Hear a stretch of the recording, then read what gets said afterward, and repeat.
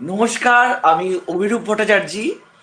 আর আমাদের সঙ্গে আরেকজন খুব স্পেশাল গেস্ট, ভাই একদম বলবো, আকবর।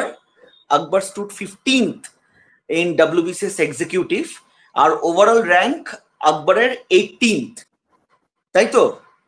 হ্যাঁ স্যার, এবার একদম। এবার এই ইন্টারভিউ, বা এটা ইন্টারভিউ বলবো না, মানে একদম চিটচ্যাটই বলবো, বা আড্ডাই বলবো। আড্ডাটা স্পেশাল কেন? কারণ আকবরের সঙ্গে আমি এক্সাম দিয়েছিলাম। আকবরের সঙ্গে আমি এক্সাম দিয়েছিলাম 2019। ডেটটা যেন কোনটা ছিল আমাদের? 27 জুলাই 2019 পলিটি এক্সাম না? Polity exam. সেটা অভিরূপ দার আগে বলে দিস। অভিরূপ দার সেটা লাস্ট মেইনস, আর সেটা আমার প্রথম মেইনস। আমার লাস্ট মেন্স আর তোমার লাস্ট প্রথম মেইনস। মেন্স। ওই 19 আর রেজাল্টটা প্রয়োজন হয়নি তোমার, কারণ 2018 রেজাল্টটাতেই কাজ হয়ে গেল। হ্যাঁ, 2019 রেজাল্ট আর প্রয়োজন হয়নি। রাইট। আচ্ছা, একদম এক্সাম তাহলে হল দিয়ে তোমার সঙ্গে আমি আড্ডা শুরু করব। এক্সাম হলে কি কি করা উচিত, কি কি করা উচিত না, আর পুরো এক্সাম হলের এক্সাম টেকিং এক্সপিরিয়েন্সটা আমাদের একটু বলো। Sure, sure. First of all, good evening, Dada. Good evening, all the viewers. Good evening, I feel very honored that দাদার কাছে এখানে মিস একটা অপরচুনিটি পেয়েছি, দাদার কাছে ইন্টারভিউ দেওয়ার। So I'm very blessed to get this opportunity finally. দাদার সাথে প্রথম আমার দেখা হয় 2019 এর মেন্সের সময়। তখন আমার একটা মিউচুয়াল ফ্রেন্ড হয়, সে দাদার সাথে আলাপ করিয়েছিল আমার। দাদার পলিটি এক্সামটা খুবই ভালো হয়েছিল। আমরা সবাই দাদা থেকে মিন্স কি বলবো, স্ট্র্যাটেজিটা ডিসকাস করছিলাম। দাদা অনেক কটা স্ট্র্যাটেজি বলেছিলাম আমাকে। So it was very helpful in my preparation phase. আর এক্সামের অ্যাটমসফিয়ার যেটা যদি বলি, এক্সাম সেন্টারে, তো এখানে আমি যেটা মনে করি, যেটা আমার 2019 এর প্রথম মেন্স ছিল, সেটা ভেরি আমার কাছে খুবই হেক্টিক ছিল সেই ফার্স্ট এক্সপিরিয়েন্সটা। তো কিন্তু with রেপিটিশন, with regular exam experiences, সেটা খুবই কমে গেল। আর আমি যেটা মনে করি, ওইখানে first of all exam questions গুলো গো থ্রু করা, এক্সাম কোয়েশ্চেন পেপারটা গো থ্রু করা খুব ভালোভাবে, খুব ক্লিন মাইন্ডে, ক্লিয়ার মাইন্ডে, সেটা খুবই মিনস কি বলবো, ভেরি মাচ বেনিফিশিয়াল আমাদের কাছে। এটা খুবই জরুরি। তো সেটা আমি মনে করি খুব ফ্রি মাইন্ডেড হয়ে পরীক্ষাটা দেওয়া উচিত আমাদেরকে। টেনশন নিয়ে কোনো লাভ নেই, টেনশন নিয়ে স্ট্রেস নিয়ে একটাই প্রবলেম আছে, যেটা মনে আছে সেটাও আমরা ভুলে যাব। আমি যেটা দেখেছি, যেহেতু আমি একটা সাইকোলজি স্টুডেন্ট, আমি যেটা মনে করি স্ট্রেস নিয়ে যে কটা মাথায় রয়েছে সেগুলোও ভুলে যাবো। তো first of all you need to be very relaxed while giving the appearing for the exams. আর টাইম ম্যানেজমেন্ট কেরম করে করা উচিত? টাইম ম্যানেজমেন্ট আমি যেটা করতাম, আমি আগে যখন ওটা কোয়েশ্চেন্স গুলো পড়তাম, তো আমি এমসিকিউ যে আনসার্স গুলো, সেগুলো আগের মার্ক টিক করে নিতাম। আর ঠিক পরীক্ষার শেষ হওয়ার আধ ঘন্টা বা 45 মিনিটস আগে আমি সেগুলোকে আমার শিটে জট ডাউন করা স্টার্ট করতাম। And I could save minimum 15 to 20 minutes, যদি আমার প্রিপারেশনটা ভালো থাকে, যদি কারোর প্রিপারেশনটা ভালো থাকে। এটাই। না, আমার এখন খুব ভাল লাগছে সেই পলিটি এক্সামের সময় তোমার সঙ্গে দেখা, তারপর সেই অনেক আলোচনা হচ্ছিল আমাদের মধ্যে। সেই সাবজেক্ট কি কি অ্যাডভাইস দিয়েছিলে তুমি, সেটাও আমি বলবো, যদি সেই সাবজেক্টে এখন আসি আমরা একটু পরে। এখনই বলো না, এখনই বলবো, তারপর আমি অ্যাকচুয়ালি আমরা সবাই, আমি বিশ্ব, আমার রাকেশ, আমরা সবাই দাঁড়িয়েছিলাম বাইরে এক্সাম সেন্টার বাইরে। আর দাদা এসে বলছিল যে দাদা মোর দ্যান 195 197 এরকম ছিল out of 200। So we were very shocked and we are very surprise যে দাদার এত ভালো পরীক্ষা কিভাবে হলো। তো আমরা জিজ্ঞেস, দাদা অলরেডি এটা বলে দিই যে অলরেডি রেভিনিউ সার্ভিসে ছিল অলরেডি, ঠিক আছে, আর র্যাঙ্ক 6 অলরেডি রেভিনিউ সার্ভিসে, একটা খুব একটা পপুলার মানুষ আমাদের কাছে। তো আমাদের আমরা দাদাকে জিজ্ঞেস করেছিলাম যে আমাদেরকেও যদি কিছু অ্যাডভাইস দাও, পলিটিক কিভাবে এত কেসেস গুলো নতুন করে এই কেসেস এগুলো আসছে। দাদা আমাদেরকে বলেছিল যে তোমরা জুডিশিয়াল সার্ভিসেস, ইউনিভার্সালের একটা বই হয়, ইউনিভার্সাল পাবলিকেশন জুডিশিয়াল সার্ভিসেস একটা বই আছে, সেখানে জাস্ট কেসেস এর এমসিকিউ গুলো তোমরা সলভ করে নিও, সেটা খুবই beneficial. How to tackle this new sort of paper question pattern. তো it was very beneficial in my case. তো আমি সেটা করতাম। মনে আছে অদ্ভুতভাবে পুরো পলিটির প্যাটার্নটা চেঞ্জ হয়ে গেছে। একদমই একদমই, সেটাই তো অ্যাজ আ সারপ্রাইজ আমাদের কাছে এটা ছিল যে দাদা কিভাবে 195 197 এরকম করে এসেছে পরীক্ষাটা। তো সেটা মিন্স খুবই বেনিফিশিয়াল হয়েছে আমার। আমি ওই কেস স্টাডি গুলো পড়েছিলাম, একদম কোর্ট কেসেস গুলোর জন্য খুব ভালো একটা বই পাওয়া যায়, ওই বইটা বারবার পড়েছিলাম খুব সুন্দর করে। কিন্তু তারপর মানে আউট অফ জাস্ট কিউরিওসিটি, হ্যাঁ, জুডিশিয়াল সার্ভিস এক্সামের খুব সুন্দর একটা এমসিকিউ বই ছিল। একদম। হ্যাঁ, মানে আমি নামটা একটা হোয়াইট কালারের ছিল আর নেক্সট এডিশনটা রেড কালারের ছিল। একদম একদম। হ্যাঁ, এবার ওইখান থেকে দেখছি পুরো সেম কেস, কোর্ট কেসেস গুলো এসছে। ওই মানে universal guide to judicial review universal এরকম গাইড একটা টু, বই। ইয়েস, হ্যাঁ, লেক্সাস একদম পাবলিকেশন। ইয়েস একদম ইয়েস একদম ইয়েস ইয়েস, একদম। ওটা আমি সেই সময় লিখে নিয়েছিলাম, নোট ডাউন করে দিয়েছিলাম। সেটা খুবই বেনিফিশিয়াল হয়েছে আমার কাছে। এবং এই জন্য টু আমার থাউজেন্ড মিস টোয়েন্টিতে আবার এসেছিল, 2020-তে আবার এসেছিল। এক্স্যাক্টলি। আর 2022 তেও এসেছিল আবার, অনেক কেসেস গুলো এসেছিল। ও 2022 তাই, যেটা আমার লাস্ট মেজ। 2022-এ হ্যাঁ, এসেছিল। বাহ, একদম। এই জন্যই মিস পলিটিতেও আবার খুব ভালো স্কোর করতে পেরেছি আমি। বাহ, এটা ভেরি খুবই গুড। হেল্পফুল হয়েছে আমার ক্ষেত্রে। আকবর, তাহলে নিজের সম্পর্কে বলো, মানে এই জার্নিটার সম্পর্কে একটু বলো, যে কি করে রাইট। এই সিভিল সার্ভিসে আসা, মানে কি ইন্সপায়ার করেছে, একটু নিজের একদম জার্নি দাদা। শুনতে। দাদা আমার actually just I don't want to brag or boast about it, but just একটা ব্যাকগ্রাউন্ড আমি ক্লিয়ার করে দিই, একটা ব্যাকগ্রাউন্ড দিয়ে দিই যে আমি যেই ফিল্ডে থাকতাম আমি সেখানে এক্সেল করার চেষ্টা করেছিলাম ছোটবেলাতে। তো এটা বলতে পারি বাবার মার বাড়িতে যে প্রেশারটা এসেছে যে তোমাকে ক্লাসে ভালো করতেই হবে, র্যাঙ্ক করতে হবে এরকম। কিন্তু পরে after class 8-9 I was like very much determine to excel in my field, in whichever field I was. তো আমি ক্লাস 12টা উইথ আমার গোল ছিল যে আমি ক্লাস 12 করেছি ফ্র্যাঙ্ক অ্যান্থনি পাবলিক স্কুল থেকে। তারপরে আমার গোল ছিল যে আমি ওয়ান অফ দ্য বেস্ট ফ্যাপসে, আমার গোল ছিল one of the best BCom colleges আমি অ্যাডমিশন নেবো। তো আমি I score 92% and in accountancy I scored 97 class 12. So I got a chance in both Xavier's and Goenka. তারপর আমি ডিউ টু সাম রিজন আমি ওখানে এটা পাইনি, অ্যাডমিশন নিতে পাইনি। তারপরে আমি বিকম অনার্স করেছি গোয়েঙ্কা থেকে। সেখানে আমি I was not very much interested in the so called mainstream courses like CA, MBA. I was a good student, not bragging about ইট।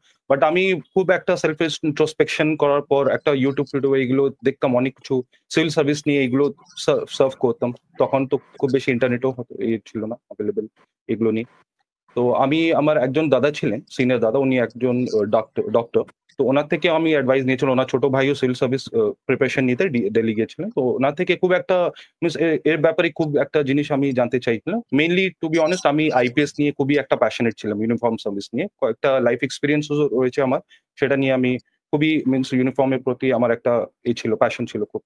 তো আমি চেষ্টা করেছিলাম, আমি ডিসাইড করেছিলাম যে আমি দিল্লি গিয়ে প্রিপারেশন নেব। বাট আফটার দ্যাট আমার বাবার একটা খুব বড় একটা অ্যাক্সিডেন্ট হয়। তো সেটা আর সম্ভব হলো না, আমাকে বিজনেসে ইনভলভ হতে হলো। তারপরে আমি মাস্টার্স করি। মাস্টার্স করার পর আমার একটা ডেডিকেশন রয়েছিল যে আমি সিভিল সার্ভিস করবই। ঠিক আছে, I did not want to settle down for anything less than civil services. তারপরে মাস্টার করার সময় তারপরে আমি সাথে সাথে বিজনেসও করতাম আর আমি সিভিল সার্ভিসের প্রিপারেশন নিতাম। ঠিক আছে, তো এটা আর আমি শুধু ডব্লিউবিসিএস এর জন্যই আমি বসতাম, আর কোনো পরীক্ষা আমি দিইনি। I was not interested in any other exams and all. তো জাস্ট ডব্লিউবিসিএস নিয়ে আমার গোলটা ছিল WBCS and UPSC. So finally ultimately by the grace of God I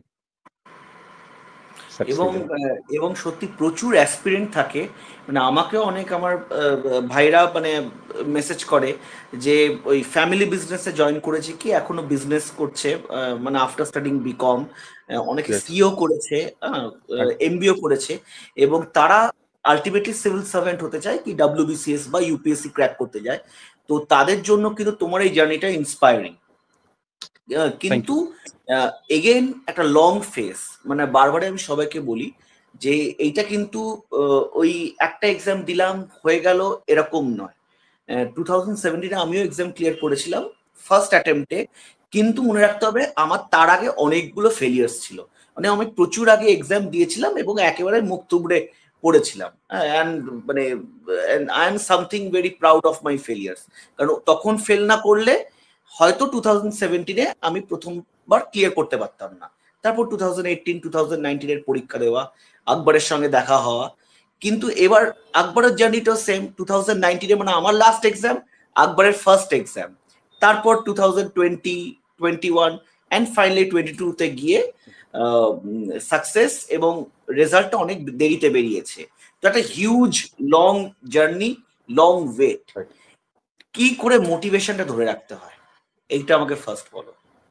দাদা যখন আমি তোমার ওই ভিডিওস গুলো দেখতাম, যে তোমার স্ট্রাগলিং পিরিয়ডে যখন সিভিল সার্ভিস ক্র্যাক হয়নি, যে তোমার এই প্রিপারেশন ফেজটা ছিল, তখন কিরকম তুমি সবকিছু নেগেটিভ জিনিসগুলোকে কিভাবে সারপাস করে ওভারল্যাপ করে তুমি কিভাবে লেগে থাকতে কনসিস্টেন্টলি, তো সেটা খুবই ইন্সপায়ার করতো আমাকে। আর সেই জিনিসগুলো আমি যখন প্রিপারেশন ফেজে ছিলাম, যখন ফেলিয়ার আমি এক্সপিরিয়েন্স করতাম, সেই সেম জিনিসগুলো আমি ফেস করেছি আমার রিলেটিভস থেকে বা আমার বন্ধুদের থেকে বা আমার নেবারহুড বা যে যা বল যে যারাই থাকতো কেন।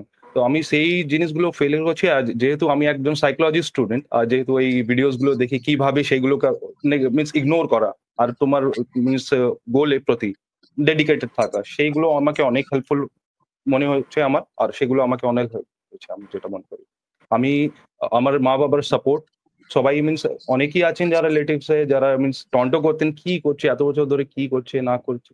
তো মায়ের যে একটা হোপ, সেই হোপটা আমার খুবই কাজে লাগতো। উনি সব সময় এটাই বলছেন, ও করে নেবে, ও করে নেবে, একবার হবে,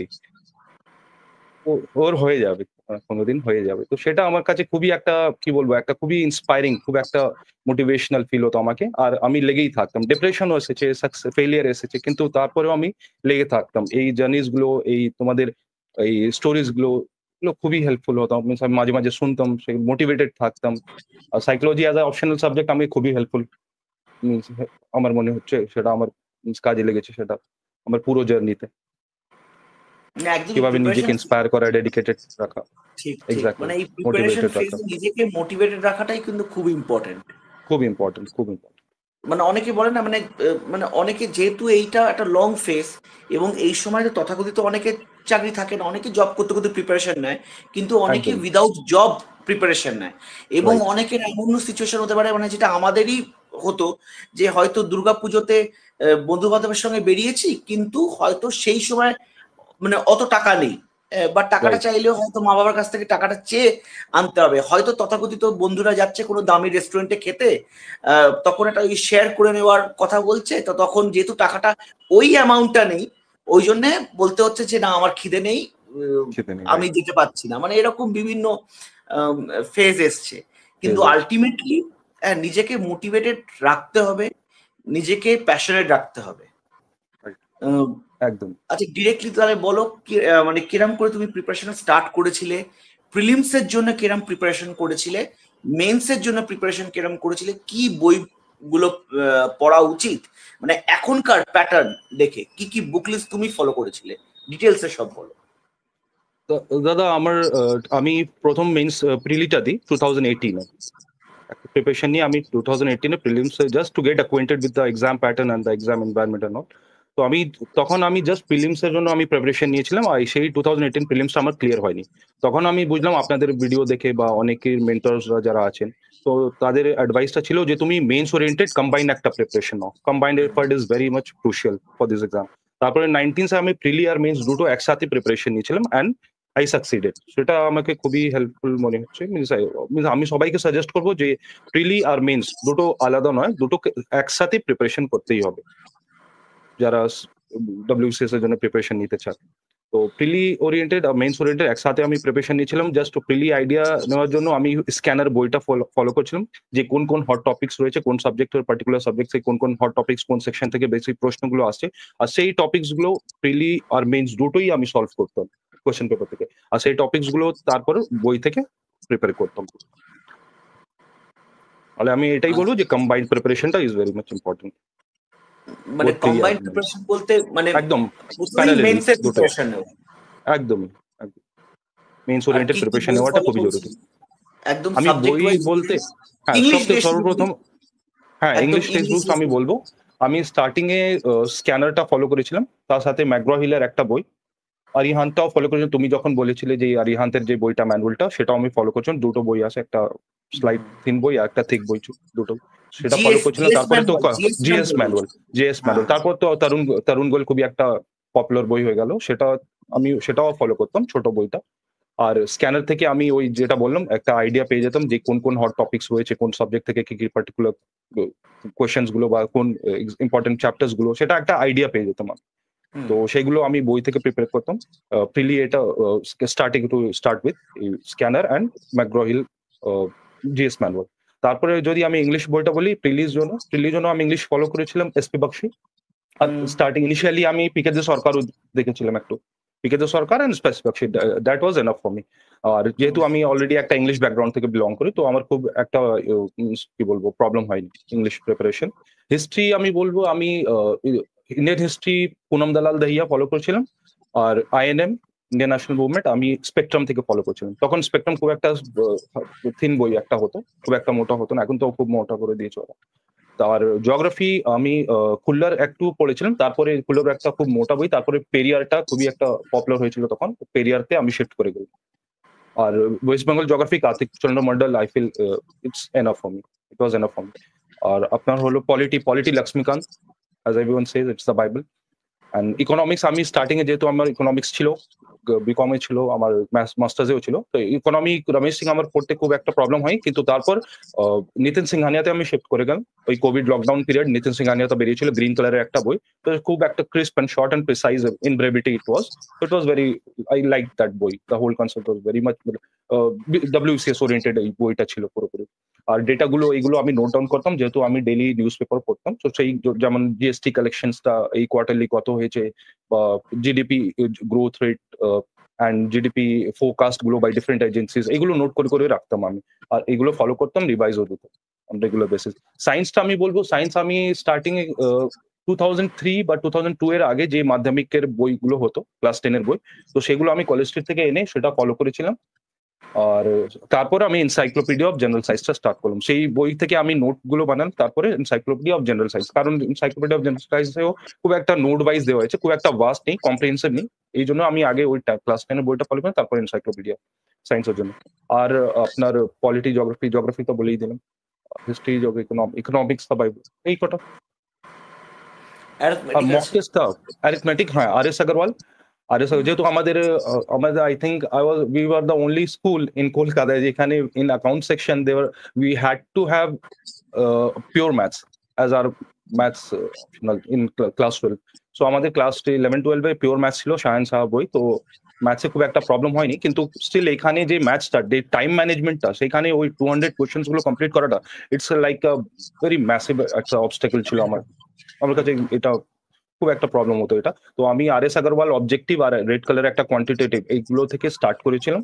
এগুলো কয়েকবার ফিনিশ করার পর আমি রাকেশ যাদবে শিফট করলাম, just to get short formulas and methods গুলো ফলো করা। ম্যাথস এর এটা, আর জিআই also R S Agarwal quantitative যে রিজনিং এর বইটা, এই কটাই ছিল। আর কারেন্ট অ্যাফেয়ার্স আমি অনলাইন কয়েকটা সাইট থেকে ফলো করতাম। আর একটা জিনিস, আমাকে এমডি ওয়ারশিদ খান আছেন, উনি কয়েক মাস আমাকে গাইড করেছিলেন, এখন ভিডিও। তো উনি আমাকে একটা বলেছেন, আমি কারেন্ট অ্যাফেয়ার্স অনলাইন, উনি আমাকে কয়েকটা কারেন্ট অ্যাফেয়ার্স প্রোভাইড করতেন, উনি নিজে ইউপিএসসি এর জন্য প্রিপেয়ার করতেন। তো উনি কারেন্ট পুরো আমি দেখতাম কিভাবে উনি নোটস গুলো বানাতেন। আর একটা জিনিস উনি আমাকে বলেছেন, ডায়েরি অফ ইভেন্টস একটা দ্য হিন্দুতে ইয়ার এন্ডে একটা বেরোতো নিউ ইয়ার, তো সেইগুলো আমি প্রকিওর করতাম হার্ড কপি। আর সেখান থেকে অনেক কটা কোয়েশ্চেন সেট হতো, এসআই ক্লাসেস এইগুলো, আড্ডা 24/7 যে কটা অনেক কটা মিনস কারেন্ট অ্যাফেয়ার্স থেকে আমি করতাম। আর পরীক্ষার ঠিক আগে আমি কয়েকদিন last 10 days to last 15 days আমি জাস্ট কারেন্ট অ্যাফেয়ার্স পড়তাম, কারণ জিএস আর পড়ার দরকার হতো না। জিএস অলরেডি আমরা জানি যে অ্যাটলিস্ট একটা দেখার পর, একটা গ্লিমসের পর আমরা একটা আইডিয়া পেয়ে যাই যে আনসার এটাই হবে যদি আমরা পড়ে থাকি। কিন্তু কারেন্ট অ্যাফেয়ার্সটা ওটা খুব একটা ওয়েগ হয়ে যায় আফটার লং টাইম, তো বারবার রিভিশন না দিতে হয়। তো আমি এক্সামের পরীক্ষার কয়েকদিন আগে জাস্ট আমি কারেন্ট অ্যাফেয়ার্সই পড়তাম, মেইনস হোক বা প্রিলিমস হোক, এটা আমার স্ট্র্যাটেজি ছিল। সবসময় একটা খুব ইম্পর্টেন্ট কথা, সেটা হচ্ছে গ্রুপ এ এবং গ্রুপ বি সার্ভিস ক্লিয়ার করার জন্য গেম চেঞ্জার হচ্ছে অপশনাল। রাইট, একদম অপশন। তোমার কি ছিল? সাইকোলজি। আমার অপশনাল সাইকোলজি। আর এটা আমি দেখেছিলাম ফার্স্ট টাইম অভিরূপ দাকে, যে উনি সাইকোলজি নিয়ে দুবার মিনস পরপর র্যাঙ্ক 6 তারপর র্যাঙ্ক 3 এক্সিকিউটিভে, এটা খুবই একটা মোটিভেশনাল আর একটা আমাকে ক্লিয়ার একটা আইডিয়া দিয়ে দিল যে আমাকে অপশনাল সাইকোলজি আমি নিতে পারি। কারণ তার আগে অপশনাল নিয়ে আমি অনেক মিনস কি বলবো টাইম ওয়েস্ট করে ফেলেছিলাম। দ্য থিং ওয়াজ দেখ, অপশনাল সিলেকশন, এটাই বলবো আমি, optional selection is very crucial and খুব ভালোভাবে ওটা অ্যানালাইজ করে গো থ্রু করে একটা ভালো একটা ডিসিশন নিতে হবে আমাকে। আমার ক্ষেত্রে কি হয়েছিল, আমার একটা ভুল হয়েছিল যে আমি 2016 না 17 একটা আরটিআই 1920 খুব একটা সার্কুলেট করতো, যেখানে অপশনাল মার্কস গুলো দেওয়া হতো। সেখানে পালি আর উর্দু আর অনেক কটা উর্দু যেহেতু আমার ছিল, তো সেটা আমি কয়েকটা সাবজেক্ট দেখেছি যে ওই সাবজেক্ট গুলোতে খুব বেশি মার্কস দেওয়া হতো। তো সেইভাবে আমি সেটা ভেবে আমি কি করেছিলাম, আমি পালি অ্যাজ অ্যান অপশনাল নিয়ে নিয়েছিলাম। কিন্তু পালি কয়েকটা ওইখানে ক্লাস আবার করার পর দেখছিলাম, আমিও দেখেছিলাম ওইখানে আমার সাইকোলজিতে খুব একদম অল্প নম্বর দেওয়া ছিল। একদমই তুমি সেটা নিয়েছো খুব একটা, আমি একটা ডন্টিং একটা ডিসিশনে পৌঁছে দাও, সেটা আলাদা কথা। আমি বলবো আমি পালি নিয়ে খুব একটা টাইম ওয়েস্ট করে ফেলেছিলাম। আমি আহ, দমদম ক্যান্টনমেন্ট ওইখানে গিয়ে একটা ভিক্ষু ছিলেন, ওনার কাছে ক্লাস করতাম। তারপরে সোনারপুরে গিয়ে আলাদা একজন টিচার ছিলেন, ওনার কাছে ক্লাস করতাম। তো সেখানে আমি অনেকটা টাইম ওয়েস্ট করে ফেলেছিলাম, কিন্তু ওটা আমি গ্রিপে আসেনি ওই অপশন সাবজেক্টটা, আমি যেটা মনে করেছিলাম। তারপরে আমি তোমাদের ভিডিওস গুলো দেখে, তোমাদের সাকসেস স্টোরি গুলো দেখে আমি ডিসাইড করেছিলাম যে আমি সাইকোলজি নিয়ে এগোবো। আর সাইকোলজি কয়েকটা বই ক্লাস 11-12 এনসিআরটি পড়ে আমি দেখলাম very relatable subject, very relatable, যেটা ডেইলি ম্যানেজেবল। লাইফে ম্যানেজেবল আর খুবই রিলেটেবল ইন দ্য সেন্স যেমন যেমন ওই সাইকোঅ্যানালিস বা সাইকোথেরাপি বা ফ্রয়েডের ওই আপনার অ্যাংজাইটি ডিফেন্স মেকানিজম, কিভাবে ডিফেন্স রিডিরেকশন, নিজের ওই অ্যাঙ্গারটা কিভাবে অন্যদিকে ডিসপ্লেসমেন্ট, তো এইগুলো খুবই আমি মিনস অ্যানালাইজ করতাম যে এগুলো খুবই রিলেটেবল জিনিস, এগুলো ডেইলি লাইফে আমরা এক্সপিরিয়েন্সও করি। তো সাইকোলজি নিয়ে আমি এগুলো, সাইকোলজি নিয়ে আমি ডিসাইড করেছিলাম যে আমি সাইকোলজি নিয়ে করবো। তারপর আমি দাদাকে, অভিরূপ দাকে কয়েকটা মেসেজও করি ফেসবুকে, সাইকোলজি নিয়ে অনেক কটা আমাকে অ্যাডভাইসও দিলেন। তারপর আমি মেডিসিতে কয়েকটা ইনিশিয়ালি ক্লাস করেছিলাম। তারপর আমি শান্তন সেন, উনি আই থিঙ্ক আপনার বন্ধু রয়েছে, ওনার কাছে খুব একটা কম্প্রিহেনসিভ কোচিং নিয়েছিলাম। উনি আমাকে সাইকোলজি পুরোপুরি প্রিপেয়ার করিয়ে দিলেন। বাহ, ভিডিও ভালো। সন্দেশ খালি এখন আই থিঙ্ক হ্যাঁ হ্যাঁ। আপনার এখন আচ্ছা, জুনিয়র। অপশনাল, আমাকে বলো অপশনাল মানে কি কি রাইটিং, রাইটিং এ কি কি তুমি করেছিলে, বা এবং ওই এক্সামে এগেইন অপশনাল ডেসক্রিপটিভ রাইটিং এ কিরম করে টাইম ম্যানেজমেন্ট করতে হয় সব বলো। একদম দাদা, অপশনাল আমি যেটা মনে করি, যেহেতু আমি অপশনাল খুব ভালোভাবে 2021-এ প্রিপেয়ার করেছিলাম, কিন্তু খুব ভাবে প্রিপেয়ার করে নিলে এটা মনে হয় যে আমি আরো একটু লিখি, আরো একটু মিনস যে কটা যেটুকু আমি জানি সেটা পুরোপুরি ওইখানে অ্যাপ্লাই করি বা ওইখানে লিখে আসি। সেই করা সেই সেটাই করতে গেলে আমি যেটা দেখেছিলাম যে আমার 40 মার্কসটা লাস্টে মিস হয়ে গেল, 40 মার্কসে একটা প্রশ্নটা মিস হয়ে গেল। তো সেটাকে খুবই একটা সেলফ গিল্টে ছিলাম আমি, যে আনসার রাইটিং প্র্যাকটিসটা খুবই জরুরি উইদিন দ্য টাইম লিমিট।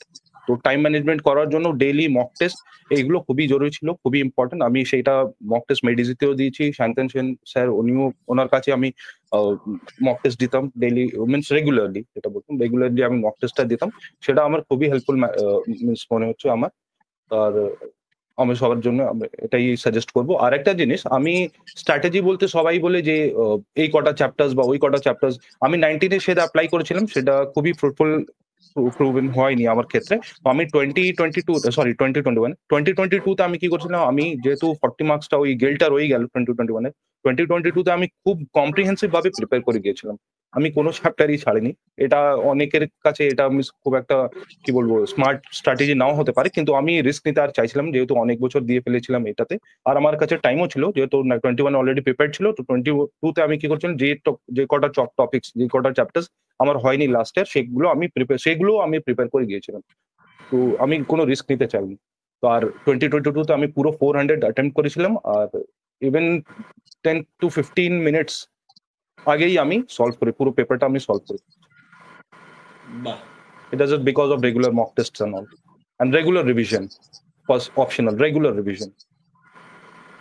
মানে একদমই যেটা আকবরের থেকে কথা বলে খুব মানে ইম্পর্টেন্ট যেটা ইনফরমেশন বেরিয়ে আসছে, মক টেস্ট রেগুলার দেয়া ইজ ভেরি ইম্পর্টেন্ট। বিশেষ করে আমার যেহেতু ডেসক্রিপটিভ রাইটিং আছে, mock test in optionals as well as in descriptive writing, তাই ডেসক্রিপটিভ বেঙ্গলি বা ডেসক্রিপটিভ ইংলিশ কিরম করে তুমি প্রিপারেশন করেছিলে?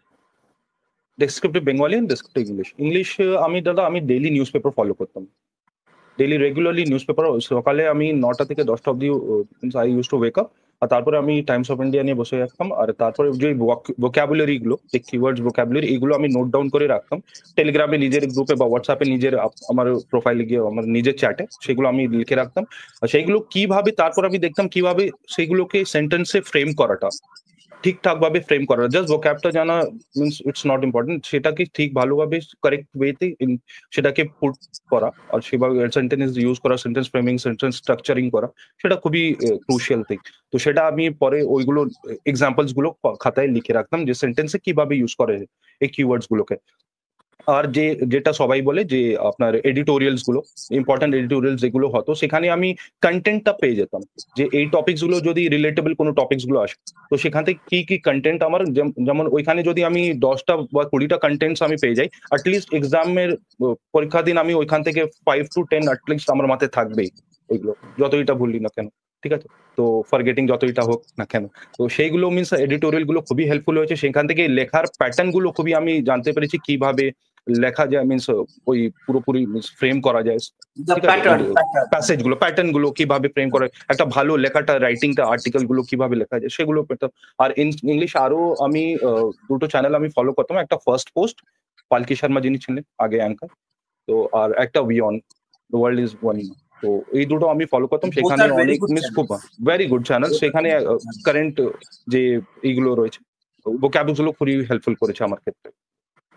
আমি আর ইয়েস, মন্ডল প্রকাশনী ওই একটা বই আসে ডেসক্রিপটিভ পেপারসে, বেঙ্গলি এন্ড ইংলিশ, সেখান থেকে আমি অনেক কটা আর্টিকেলস পেয়ে যেতাম, আর ওইখানে প্র্যাকটিসও করতাম ওই বই থেকে। আর মক টেস্টও দিতাম, আমি মেডিজিতে দিয়েছি ডেসক্রিপটিভ ল্যাঙ্গুয়েজ ইংলিশ পেপারে, ওইখানে মক টেস্ট দিতাম সৌম্য স্যারের কাছে ইনস্টিটিউট। এই আরেকটা কোয়েশ্চেন তোমাকে জিজ্ঞেস করব, যেহেতু যেহেতু তুমি মানে বিকম নিয়ে পড়েছো, একদম সো নন সায়েন্স ব্যাকগ্রাউন্ড, একদম যেইটা বারবার আমার কাছে প্রশ্ন আসে যে সায়েন্স পেপার কি করে ট্যাকেল করতে হবে being from a non science background, তাহলে এইটা একদম একটু ভালো করে বলো। মানে ইউ হ্যাভ ট্যাকেল যেটা সায়েন্স ওয়েল, বোঝাই যাচ্ছে। যেটা স্টার্টিং এ আমি বললাম যে আমি আমাকে একজন বলেছিলেন 2000, ওটা কিন্তু বেঙ্গলি মিডিয়ামে বলা হয়েছিল আমাকে, আমি শুনেছিলাম যে 2003 বা 2005 এর আগে যে কটা বই হতো, তারপরে তো প্রেসাইজ করে দিল, খুব একটা ছোট করে দিল সিলেবাসটা খুব একটা রিডিউস হয়ে গেছিল। তার আগের যদি বইটা পাওয়া যায় কলেজ স্ট্রিট, তো আমি সেগুলো গিয়ে আমি ইংলিশ ভার্সনে, বেঙ্গলিতে তো পাওয়া যাচ্ছিল কিন্তু ইংলিশে খুব বেশি পাওয়া যায়নি, কিন্তু সেগুলো আমি প্রোকিওর করছিলাম। যদি আপনি বলুন, আমি ওটা পরে বলে দেব নামগুলো। বায়োলজি আর ফিজিক্স, এই দুটো বই। কেমিস্ট্রি আমি কোনোদিন খুব ভালোভাবে প্রিপেয়ার করতে পারিনি, ওটা আমার একটা স্ট্রং জোন ছিল না আমার কাছে, আমার ক্ষেত্রে। তো আমি বায়ো আর ফিজিক্স ওখান থেকে স্টার্ট করেছিলাম, তারপরে ফিজিক্স তো আমার খুব ভালোই লাগতো। বায়ো থেকে আরেকটা জিনিস আমি করছিলাম, তার যখন এনসাইক্লোপিডিয়া অফ জেনারেল সায়েন্স আমি শিফট করলাম, ওইখানে একটা বেসিক আইডিয়া নিয়ে তারপর আমি নোটসটা ক্রিয়েট করেছিলাম ওই পুরোনো ক্লাস 10 এর বই থেকে। তারপরে এখানে এসে আমি অনেক কটা এমসিকিউ বই থেকে এমসিকিউ সলভ করেছিলাম, অনেক কটা এমসিকিউ সায়েন্স রিলেটেড আমি সলভ করছি। আর আরেকটা জিনিস, প্রিভিয়াস ইয়ার কোশ্চেন্স গুলো দেখে দেখে, ওই একাডেমিক অ্যাসোসিয়েশন একটা সমীম সরকার স্যারের যে বইটা রয়েছে, সেখান থেকে দেখে দেখে আমি কি কোন হট টপিকস গুলো, সেই চ্যাপ্টার্স গুলো আমি খুব, যেমন ডিজিজেস গুলো বা এই স্কিন লেয়ার্স গুলো, এইগুলো, বা আপনার কোন ভিটামিনের কোন ডেফিসিয়েন্সি নিয়ে কি কোন ডিজিজ গুলো হয়, এইগুলো ফর এক্সাম্পল, এইগুলো নিয়ে খুবই আমি টপিকস গুলো দেখলাম, কোন টপিক্স থেকে কোন বছর কোন কতটা প্রশ্ন এসেছে, সেগুলো আমি স্ট্যাটিস্টিক্সটা দেখে দেখে ওই চ্যাপ্টার গুলো খুব ভালোভাবে করে যেতাম। আর এমসিকিউ যত বেশি সেইগুলো আমি সলভ করতাম সায়েন্স নিয়ে।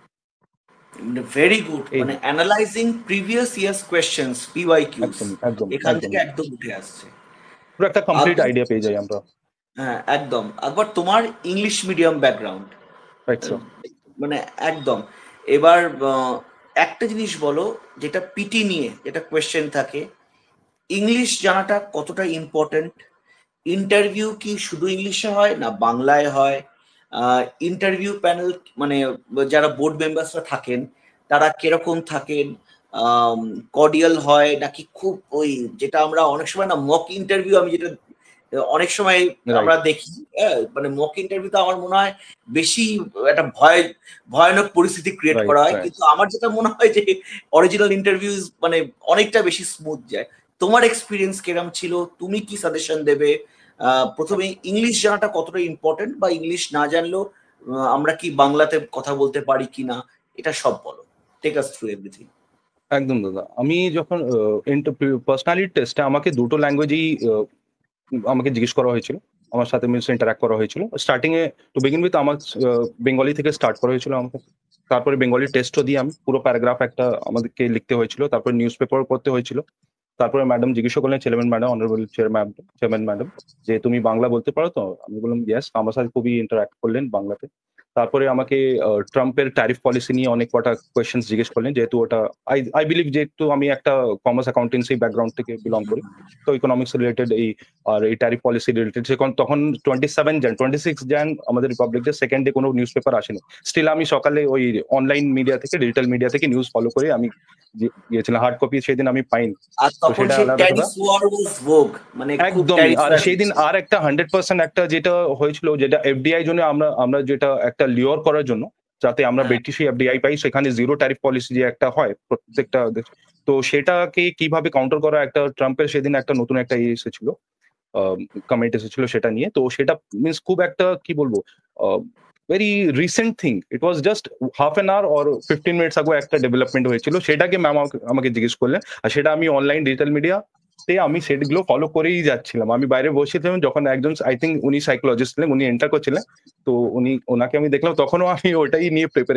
মোবাইল নিয়ে আমি প্রিপেয়ার করছিলাম, যে আজকের, যেহেতু আমি নিউজ পেপারটা পাইনি হার্ড কপি, তো আমি অনলাইন দেখে দেখে তারপরে ফোনটা ওই বাইরে রেখে তারপরে আমাকে দেখা হয়েছিল। তাহলে ম্যাম আমাকে এটা নিয়ে জিজ্ঞেস করলে, তারপরে বেঙ্গলি টেস্টও হলো আমার, Bengali reading test, writing test. আর বেঙ্গলিতে আমার খুব বেশি প্রবলেম হয়নি, যেহেতু ক্লাস 8 অব্দি আমার সেকেন্ড ল্যাঙ্গুয়েজ বেঙ্গলি ছিল, আমি ফার্স্ট ল্যাঙ্গুয়েজ তো ইংলিশই ছিল। তারপরে আমি শিফট করেছিলাম ক্লাস 9 হিন্দিতে। তো আমরা তারপরে ওটা হলো। আর খুবই একটা cordial ma'am was very much cordial. The whole interview panel, personality test panel was very much cordial, very much কি বলবো, interactive, very much cordial. They will give you lot of time to like express yourself, express your views and all. It's not that যে আপনি কিছু বলতেন আপনাকে interrupt করে আবার একটা দিয়ে দিলেন, এরকম নয়। আপনার পুরো পার্সোনাল। আর একজন ছিলেন সাইকোলজিস্ট আই বিলিভ, উনি জাস্ট জাজ করছিলেন, জাস্ট অবজার্ভ করছিলেন আপনার জেস্টার্স গুলো, মুদ্রা দোষ বা এইগুলো। আমি বিলিভ করি এরকম। ওনাকে ম্যাডাম জিজ্ঞেস করছিলেন যে আপনি কিছু জিজ্ঞেস করতে চান, he said no, I am okay. He was just observing. So সে একটা আলাদা একটা প্রেশার থাকে যে এখানে আমাকে পারফর্ম, জেস্টারভাইজ বা ফেশিয়াল এক্সপ্রেশনটাও আমাদেরকে ঠিক রাখতে হবে। একজন কন্টিনিউয়াস আমাকে স্টেয়ার করছে, সেটা আলাদা একটা প্রেশার থাকেই। তো আর বাকি যারা 3জন ছিলেন, ওনারা প্রশ্ন করলেন আমাকে। ইভেন একজন অ্যাকাউন্টস, আমি ভেবেছিলাম যে অ্যাকাউন্টস থেকে আমাকে খুব বেশি প্রশ্ন করা হবে না, কিন্তু একজন অ্যাকাউন্টস ব্যাকগ্রাউন্ড থেকে এসে আমাকে অ্যাকাউন্টসের অনেক কটা অ্যাকাউন্ট, যেহেতু খুব আগে আমি ছেড়ে দিয়েছিলাম, আমার অপশনালও ছিল না অ্যাকাউন্টস ব্যাকগ্রাউন্ড থেকে অনেক কটা কোয়েশ্চেন্স, খুব ডিপ লেভেল কোয়েশ্চেন্স গুলো করা হয়েছিল। আর আমি ওইগুলো অলরেডি প্রিপেয়ার করে রেখেছিলাম। আমি জানতাম যে যেহেতু আমি অনেক আগে আমার গ্রাজুয়েশন সাবজেক্টটা করে ফেলেছি, তো সেটা থেকে I may have to answer questions about it. So আমি প্রিপেয়ারই ছিলাম। আমি তার টিএস গ্রেওয়াল এইগুলো নিয়ে কলেজ থেকে ওইগুলো আগেই প্রিপেয়ার করে আমি করতাম। যেহেতু আমি মাঝখানে পিডব্লিউসি তে একটা ইন্টারভিউ দিয়েছিলাম ফর জব, কিন্তু তারপর রেজাল্টটা বেরিয়ে গেল আর আমি যাইনি, আই ওয়াজ নট। তো সেটা খুবই হেল্পফুল প্রুভেন হয়েছে আমার ক্ষেত্রে। মানে তোমার পিটি কতক্ষণ ধরে হয়েছে? পিটি আমার মোটামুটি আমি ঠিক দেখিনি, কিন্তু আই থিঙ্ক 20 to 25 মিনিটস। আর আমাকে খুব র্যাপিড ভাবে অ্যাটলিস্ট 36 প্রশ্ন এখন পর্যন্ত আমি মিনস মনে করতে পারছি, যেটা I could remember at least 36 questions were asked and I could answer more than 30 questions.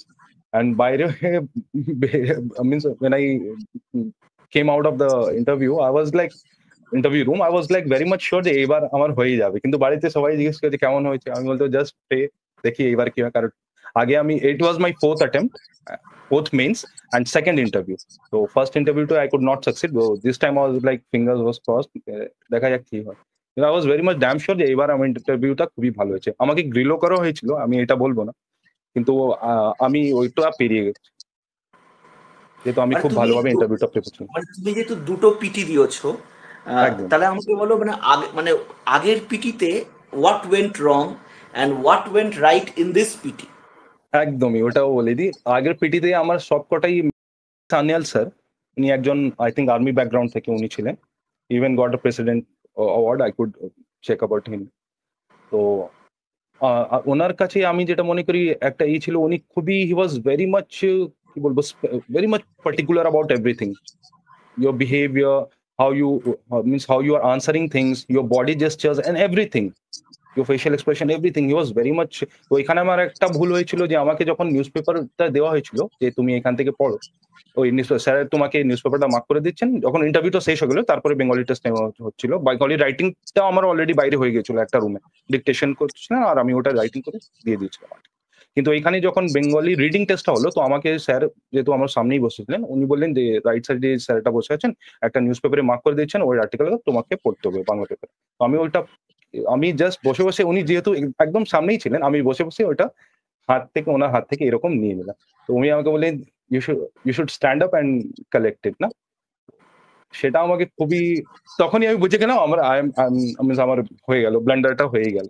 সেটা খুবই, কি বলবো, একটা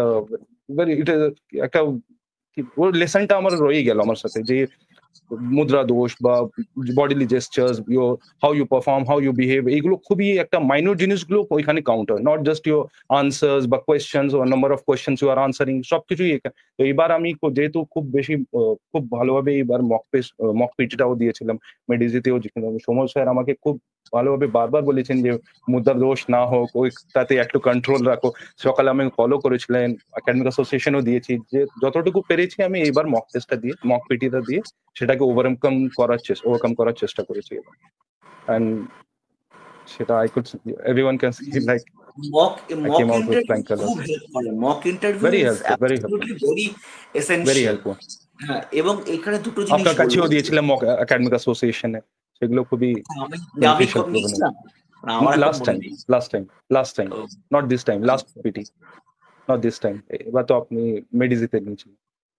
হ্যাঁ হ্যাঁ, মেডিজি না আমি তো এখন মক ইন্টারভিউ খুব কম নিই, মানে এই খুব গত কম। 2 বছর, হ্যাঁ 2 বছর আমার যখন ফার্স্ট পিটিতে আমি দিয়ে দিতাম, ওই অনলাইন হতো মক পিটি, অনলাইন ইভিনিং এ অনলাইন, হ্যাঁ অফিস থেকে ওইগুলো, সেটা মনে আছে। দুটো জিনিস যেটা খুব ভালো আকবরের সঙ্গে আলোচনা করে মানে উঠে এলো, একটা হচ্ছে যে ইন্টারভিউ বা পিটিতে, যেহেতু এটা একটা personality test, it is not only about that how many questions you are able to answer and how many questions you are not able to answer. All your verbal as well as your non-verbal communication, একদম মানে তোমার মুদ্রা বা the way you sit, the way you are reacting to a question, একদম these are very important। কারণ এইটা মনে রাখতে হবে, this is not your ordinary interview, this is not your corporate job interview, this is actually not your business MBA and all those interview also। এটা কিন্তু civil service interview, এবং ইন্টারভিউটা অনেকটা শেডস থাকে। যেটা আমার ইন্টারেস্টিং লাগলো তোমার কথায়, আমরা একটা জায়গায় এরকম মক নিয়েছিলাম মেডিজিতেই, আমরা মক প্যানেল, একদম আমরা এরকম মক প্যানেল বসিয়েছিলাম, এবং ওইখানে একজন স্যার ছিলেন, উনি সাইকোলজিস্ট ছিলেন, এবং ওনার কাজই হচ্ছিল যে উনি কিন্তু কোনো কোয়েশ্চেন করবেন না, উনি চুপ করে বসে একদম শান্তভাবে তোমার মানে যে ক্যান্ডিডেট তার দিকে তাকিয়ে থাকবে। তো সে কারণে অনেকে কমেন্ট করছিল যে ইট ইজ ভেরি আনফেয়ার, যে কেন খালি 3 জনই কোয়েশ্চেন করছে, উনি কেন কোয়েশ্চেন করছে না। যারা করছো তারা মানে ফরম্যাটটাই তোমরা কিন্তু ওয়াকিবল না।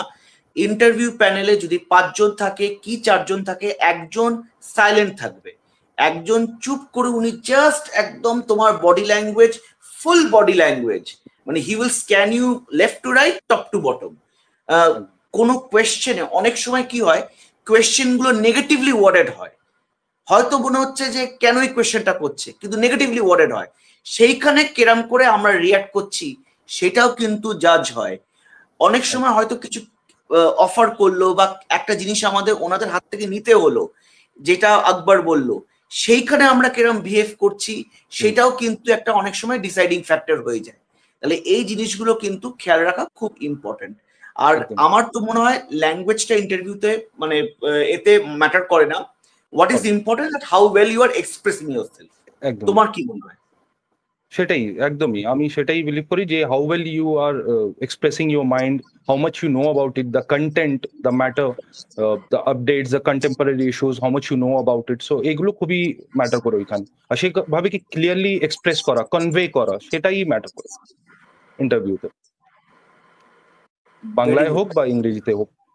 আর যেটা যে ভাষায় যে মেম্বার তোমাকে যে ভাষায় জিজ্ঞেস করছেন সেই ভাষায় উত্তর দিতে হবে, সেটাকে খুবই কনসিয়াস থাকতে হবে আমাদেরকে। যেহেতু আমরা স্টার্টিং এ যদি ফর এক্সাম্পল ম্যাডাম যদি বাংলায় জিজ্ঞেস করেন, আমরা বাংলায় উত্তর দিই, আবার একজন স্যার ইংলিশে জিজ্ঞেস করেন, কিন্তু আমরা ওই ফ্লোতেই রয়ে গেছি যে বাংলাতে তো উত্তর দিচ্ছি, আবার ওনাকে বাংলাতে, কিন্তু ওইটা ব্লান্ডার হয়ে গেল একটা।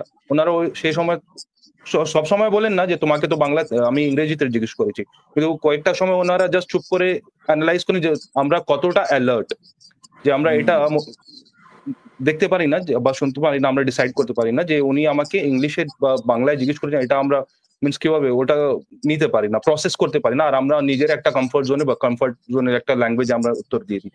তো সেটা খুবই অ্যালার্ট থাকতে হবে, খুবই কনসিয়াস থাকতে হবে যে কোন ভাষা আমাদেরকে জিজ্ঞেস করা হয়েছে, আর কোন ভাষা, সেই ভাষাই আমাদেরকে উত্তর দিতে হবে। একদম একদম মানে এক্সেলেন্টলি, মানে খুব ভালো বলেছো। এবং যেটা আমারও মনে হয় যে অ্যাটলিস্ট যদি আমাদের কাছে কোয়েশ্চেনটা ইংলিশে আসে, যাদের ইংলিশটা একটু বলতে অসুবিধা হয় তারা যাতে অ্যাটলিস্ট চেষ্টা করে ইংলিশে চেষ্টা বলাটা। করছি। হ্যাঁ, মানে এইখানে কিন্তু বারবার বলছি, যারা পিটি নেন মানে the board members, they are extremely erudite and they have a একদম হিউজ ভাস্ট ওয়ার্ল্ড অফ একদম এক্সপিরিয়েন্স, একদম অ্যান্ড একদম দে উইল নট জাজ ইউ অন ইউর ফ্লুয়েন্সি।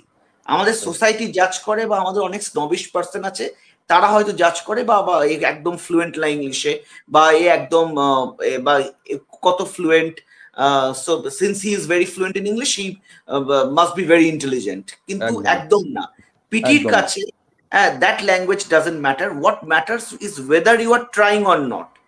একদম আমার যদি ইংলিশটা কেটেও যায় বা ভেঙেও যায়, কিন্তু আমি ইংলিশে ট্রাই করছি, যদি খুব অসুবিধা হয় আমি খুব পোলাইটলি ভাবে সাবমিসিভ ওয়েতে একটা সাবমিশন দেব যে may I speak in my mother tongue or may I speak in Bengali. এবং ওনারা, আমি দেখেছি যে একটু যদি প্রেশার দেওয়ার চেষ্টা করে তাহলে বলে নো প্লিজ একদম continue in English, with the দেখার যে হাউ মানে কতটা নার্ভ তুমি ধরে রাখছো। আর একদম নাহলে অনেক সময় বলেও দেয় যে yes please do make your point একদম in they're Bengali. very considerate, they're very considerate They are extremely considerate and considerate they are একদম not judgmental about these things. একদমই নয়, একদমই নয়, একদমই নয়, That very cordial. extremely cordial. Even আচ্ছা, যে আরেকটা, 3-4টে প্রশ্ন যেগুলো আমি, সরি টু ইন্টারাপ্ট দাদা, যে হ্যাঁ, না 3-4টে বলো প্রশ্ন বলো। আমি জানতাম না, খুবই ভালো কোয়েশ্চেন্স গুলো উনি জিজ্ঞেস করেছিলেন, তো সেগুলো ওনারা বলেও দিলেন যে এর আনসার গুলো, উত্তরগুলো কি হবে, সেটাও মিন্স ওনারা টাইম নিয়ে এক্সপ্রেস করতেন, means they want to educate you, enlighten you over there. So এগুলো খুবই মিন্স একটা কর্ডিয়াল একটা ভাইবস পেতাম আমি ওখানে। গ্রিলও করেছেন যে অ্যাকাউন্টেন্সি কোয়েশ্চেন্স গুলো যিনি করছেন, যেমন একটা কোয়েশ্চেন করা হয়েছিল হোয়াট ইজ স্টার অ্যাকাউন্টিং, আমি আজ অব্দি শুনিনি হোয়াট ইজ স্টার অ্যাকাউন্ট, যেহেতু আমি বিকম অনার্সও করেছি, আমি মাস্টার্সও করেছি, তো স্টার অ্যাকাউন্টিং নিয়ে আমার খুব একটা আইডিয়া ছিল না। I was like I surrender, so আমি এটা জানি না, তো সেটা নিয়ে আমাকে এনলাইটেন করা হলো।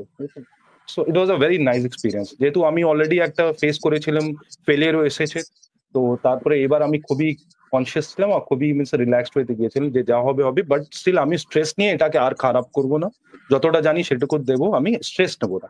তো সেটা খুবই আমি দেখেছি কেম আউট অ্যাজ আ একদম। আর গুড থিং। পিটিতে সব থেকে important, always be yourself, be yourself। Never fake anything. আমি যেটা একদম জানি না সেটা একদম বলে দেবো যে আমি জানি, জানি না, আমাকে তো সব একদম জানতে হবে তার তো মানে নেই। একদম একদম আচ্ছা, ওভারঅল এখন যারা প্রিপারেশন নিচ্ছে, যারা নতুন প্রিপারেশন নিচ্ছে, ডেফিনেটলি তুমি তাদের কাছে একটা রোল মডেল। এবং থ্যাংক ইউ। এত দীর্ঘ বছরের আমি লড়াই বলবো স্ট্রাগলের পর, now you are finally deputy magistrate, deputy collector, you have finally join the premier service of WBCS executive.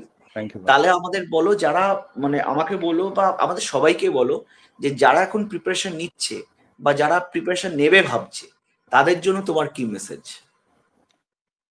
দাদা আমি একটাই জিনিস বলবো, যে ফেলিয়ারটাকে কোনো অবস্টেকলের মতো না নিয়ে, সেটাকে we just need to see as if we are getting closer to the success. ঠিক আছে, we are getting closer and closer to success. আমি আজকেই দেখছিলাম যে একটা শক্তি দুবে ম্যাম 2024 উনি র্যাঙ্ক 1 করেছে, অল ইন্ডিয়া র্যাঙ্ক 1 সিভিল সার্ভিসে, ইউপিএসসি তে। উনি ওনার স্টোরিটা দেখছিলাম, উনি লাস্ট 7 বছর ধরে, 7 ইয়ার্স উনি প্রিপারেশনটা করেছেন, 5th mains and 5th mains উনি র্যাঙ্ক 1 করেছেন। তো সেটা স্ট্রাগল আর ফেলিয়ার এইগুলো আসতেই থাকবে, এগুলো আসবেই।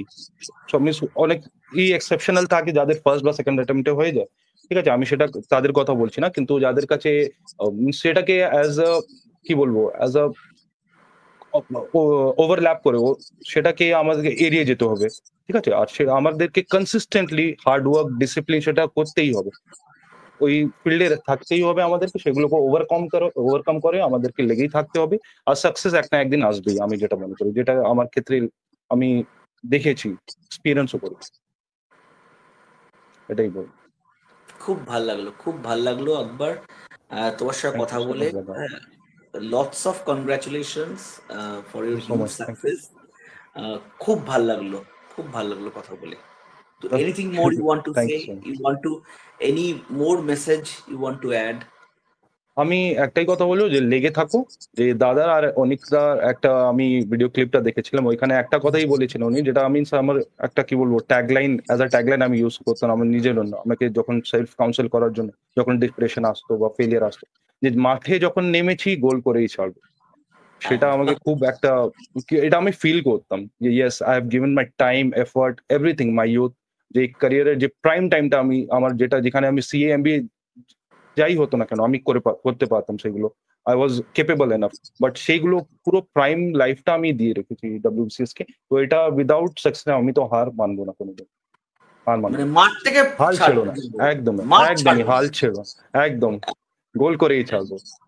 একদম। এটা 90 এবং মিনিটস এটা হয়ে যাক কিন্তু আমি গোল করবোই।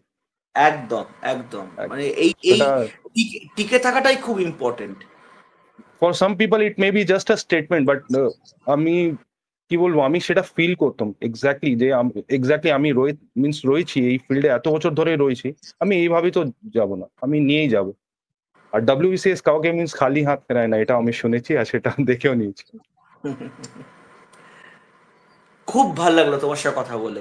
All the best. Thank thank you so much thank দাদা, thank you so much. It's an honour যে আপনি আমাকে একটা চান্স দিলেন এখানে আসার জন্য। Thank you so much.